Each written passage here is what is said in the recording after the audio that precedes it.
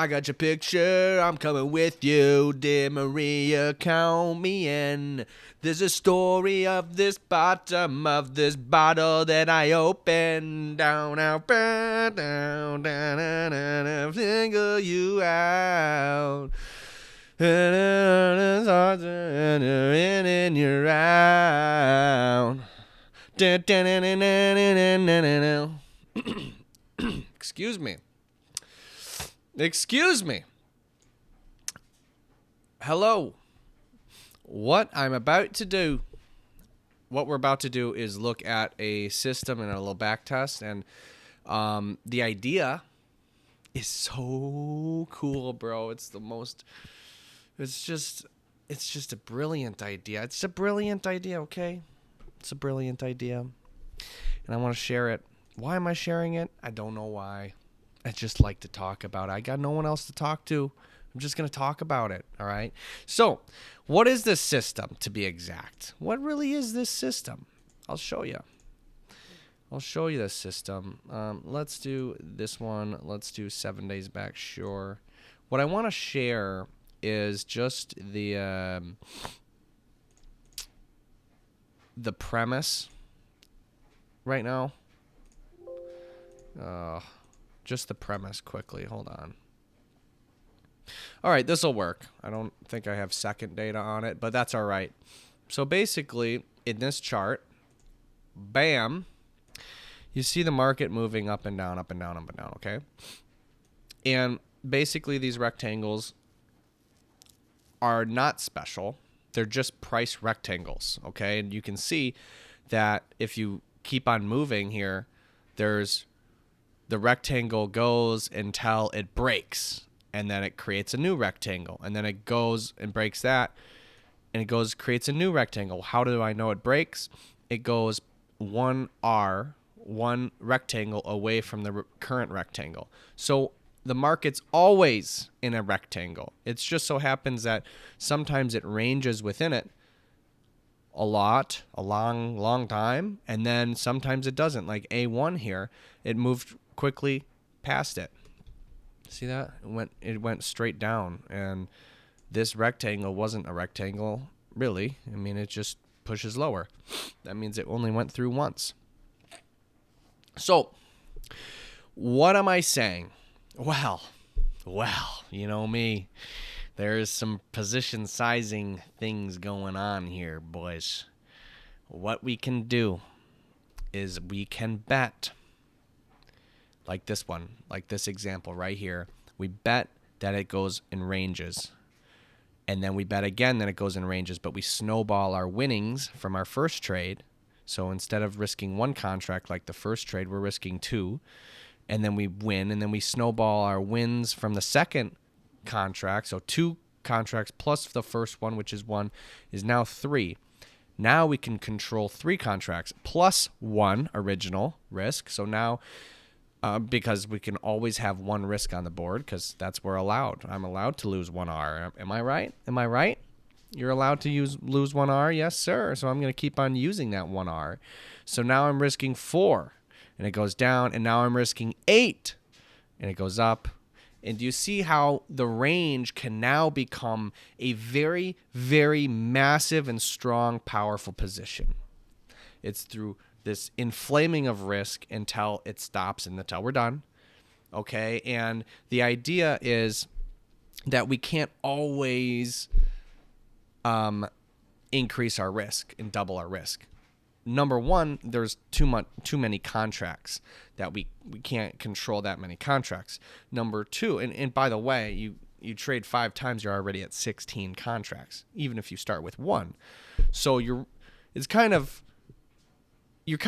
have to risk more than 5 in a row. You know what I'm saying?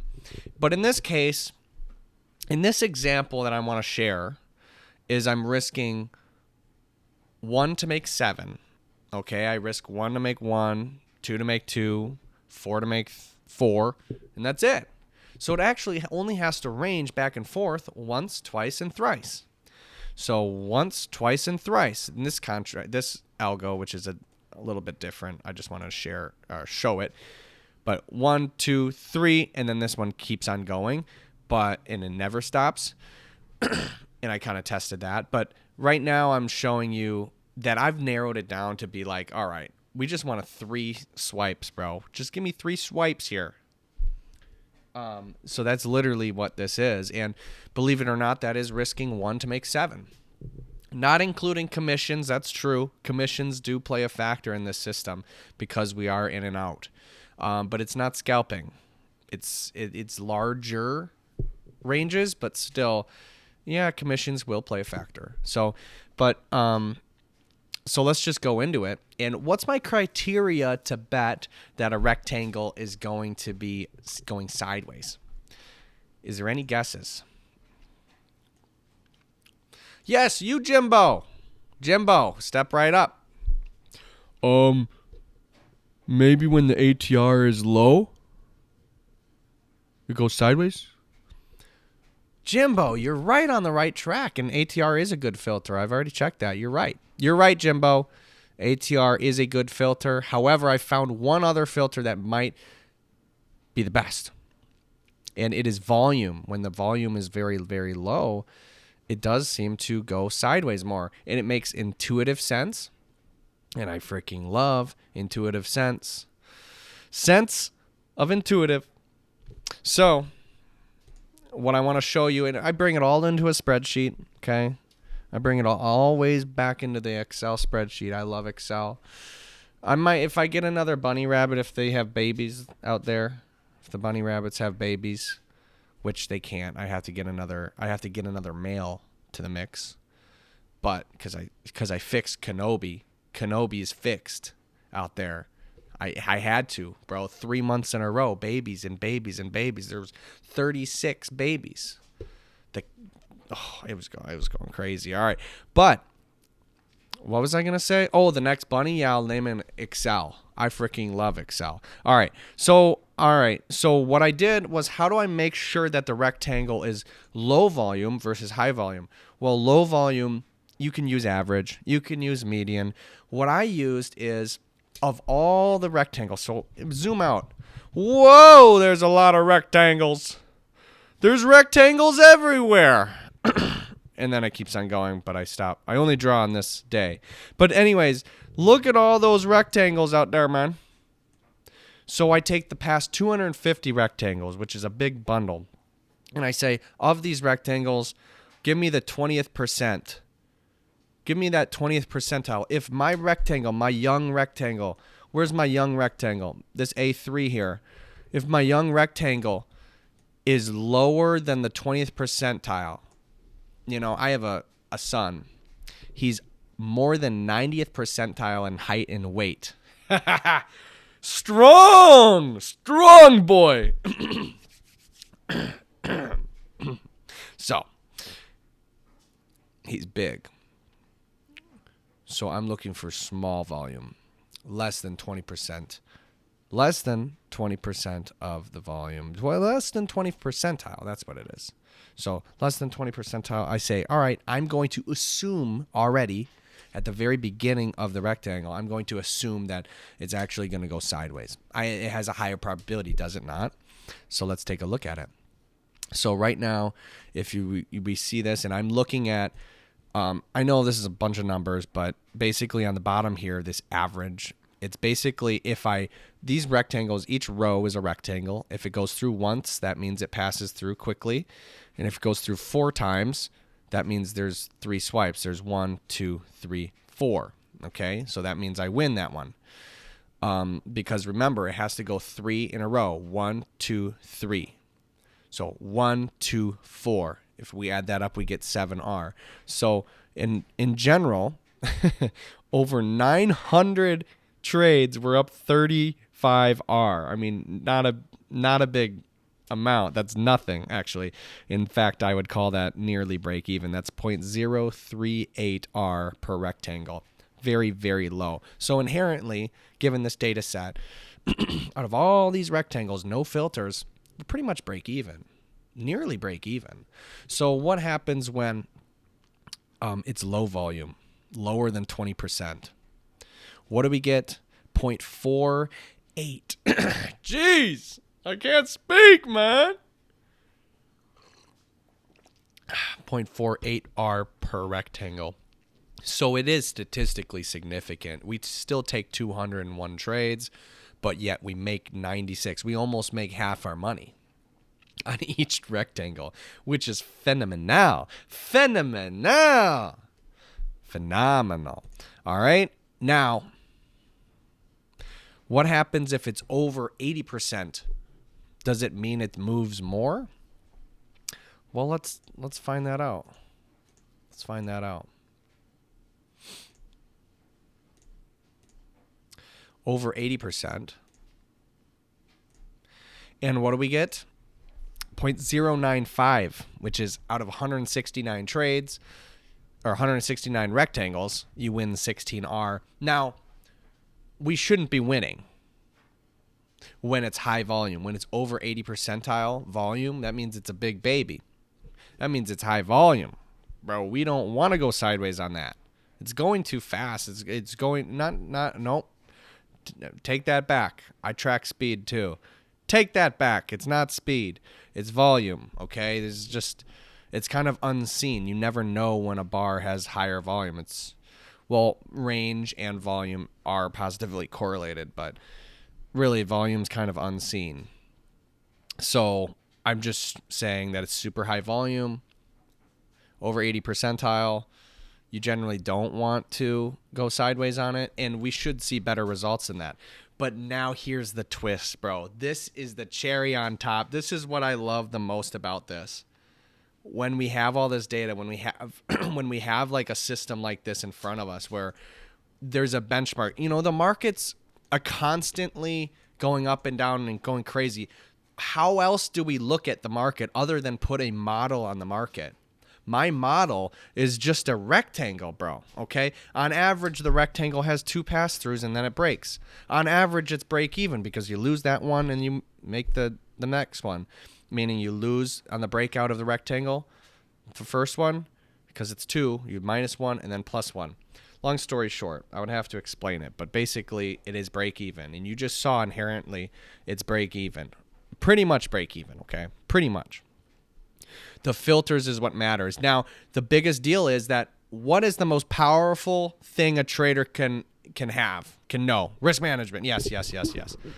But I'm really looking for, that's a great answer, Jimbo. Great answer, Jimbo. But I'm really kind of looking for my own answer. The answer that I'm looking for is we don't have to take every trade. That is right up there with risk management, bro, because we can allow this thing to move sideways and then start betting on a breakout. We can allow it to do that.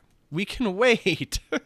I am in no rush, bro. There's about 15 to 30 rectangles a day. I'm in no rush, bro. There's rectangles all over the place. All right. And that's just the day session. That's just the day session, which I would be trading. I wouldn't be doing nighttime. But, maybe if we're not volume based, we could do nighttime. But this is volume based. I want the market makers there. I want everybody there. So I want everybody in their positions. Everybody, get in your positions. All right, play. So what we could do is wait for the number of pass-throughs to be maybe 2. Do you want to happen? It goes once, it goes twice, it goes an average of 2, okay, over billions of these rectangles, which I tested probably, I think, 200,000. So over the past many past year, many rectangles, okay, on different time frames too, different sizes, different all shapes and sizes. It's average of 2. My point is, let's allow it to go 2 and then start breaking out on high volume, and that's what I want to show you.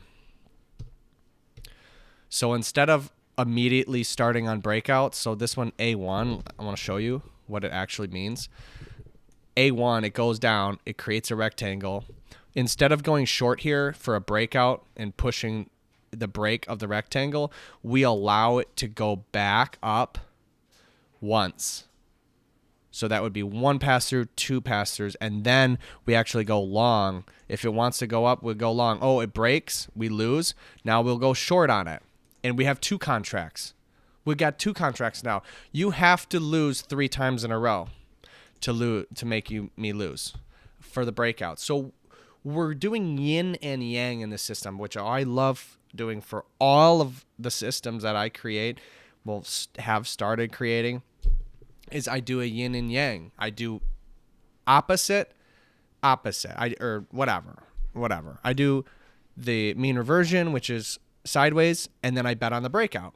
And we do them both. We just do them at the opportune time. So what is the results then? We get negative 0.14 R per trade. That's right. We get negative 0.14 R per trade.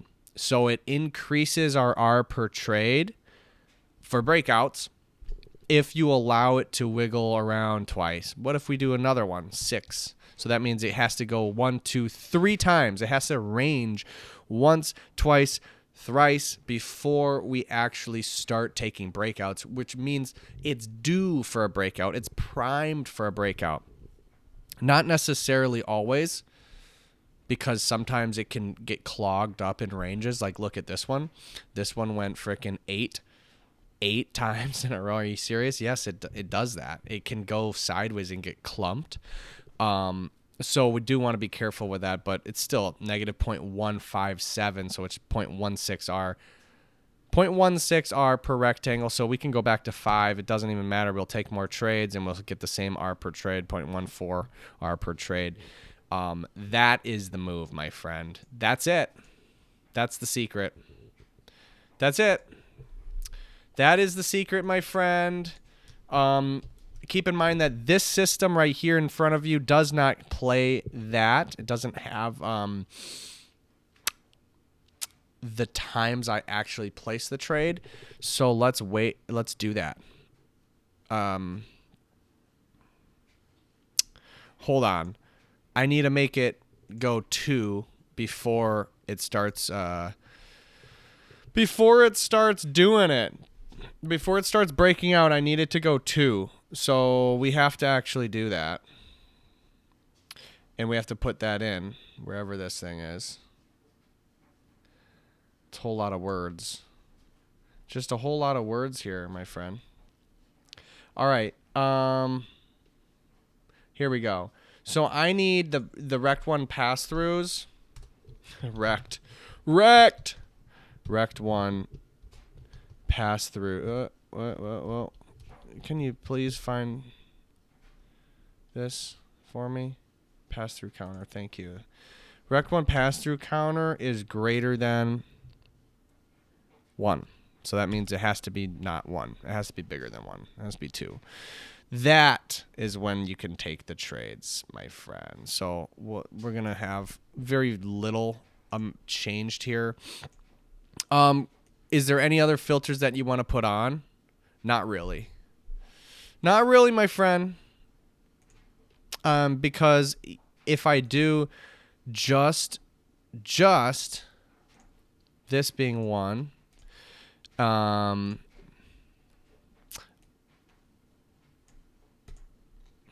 you make, hold on, bro. Hold the phone. Hold the phonograph. Hold the phonograph. All right. If we just do this, my friend, and you take all the trades, you get 0.48 R per trade, making it go sideways. That's obviously the best move. That's clearly where our profit is coming from on the chart here. Most of the profit is from going sideways on the market. I will say that. So, I mean, we could go sideways even more. We could go to 16 contracts. We could go 5 in a row and go crazy with it. You can. I mean, there's a lot of numbers here. 7 would have worked. 7 would have worked. 4 would have worked. 4 would have worked. 5 would have worked. Well, no, 5 wouldn't have worked. 6s and up. But still, there's not that many 6s here. So I think 4s are the move because it's more consistent that the market does go 3 times sideways. It just seems to be more consistent. I'll put that in though. I'll go ahead and put that in. There's not a problem with me. Not a problem with me. Let's see if because if you go 5 times in a row, you make 31R and you lose 1. If it doesn't do it, so let's see what that does. Gonna be interesting. And what do we get? We get 0.28 R per trade. So generally, these higher net, higher out risk rewards that are just so much more risky for both positions. Even if you do mean revert it, it's risky as hell because there's a huge loss, 31R. And if you do risking 1 to make 31, it's just so far out. Even if we have edge, it's just hard to acquire that edge because you can get so close to your profit target and then lose, and you'll still lose 1R. It's just harder. I think it's easier to work with lower risk rewards. Like in this case, it's a 7R, which is still 7 times your risk. So it's still pretty high risk reward. I was talking about 31R. Yeah, crazy.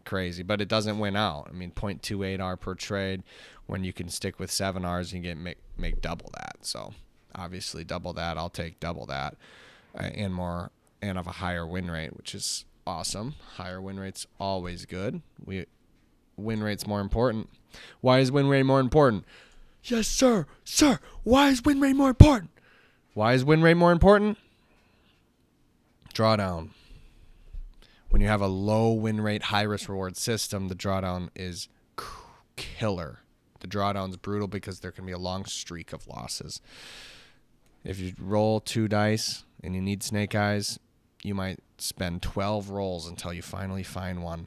You might spend 24 rolls until you finally find 1 snake eyes. It could be anywhere from frickin' 5 rolls to 20 to 30 rolls before you find a snake eyes. That is uncontrollable drawdown that you're in during that time. Those are all losses until finally you get the win. That is the drawdown of high risk reward, low win rate. So what we need is somewhere in the middle. What we need is yin and yang, my friend. That's why I like yin and yang. I rock with risking 1 for 7, yeah, and then I risk 7 for 1. I'll just battle. We battle out here. That's what I want the algos to do. No, we haven't made it yet. But yeah, that's what we're thinking. That is the plan. That's the system. That's the system I'm doing. I'm looking at the moment, and it's actually really interesting, man. It really is. This one will be the hardest to do, to actually put into. I mean, the code is done, but it's more like make sure that the slippage doesn't destroy the system, and because there's transactions and transaction costs and limit orders in the back test we have to have accurate fills. So this is, if we're going to test any system in the live market, this needs to be tested before any real amount of money would be put into it, because it's higher frequency. It's not like trading once a day. It's trading like multiple times a day, and multiple rectangles a day, multiple trades within each rectangle. So like it does trade. So with that, we definitely need live testing. So, because there ain't nothing more accurate than the real live market, my friend. The real live market, bruh. I'm like a little fish. I was just swimming out there in the ocean, bruh. I just saw a hedge fund shark, bruh. He just ate me up, man. I was just swimming. I'm swimming. And then he opened his mouth again to get another one. I just hopped out. I just hopped right out. And now I'm swimming free, bruh. That shit was crazy, bruh. Yeah, we're out here. We're out here. We're not swimming anymore. We're not swimming until we're really ready. All right. That's it. Peace. I appreciate it. See you next time. Peace.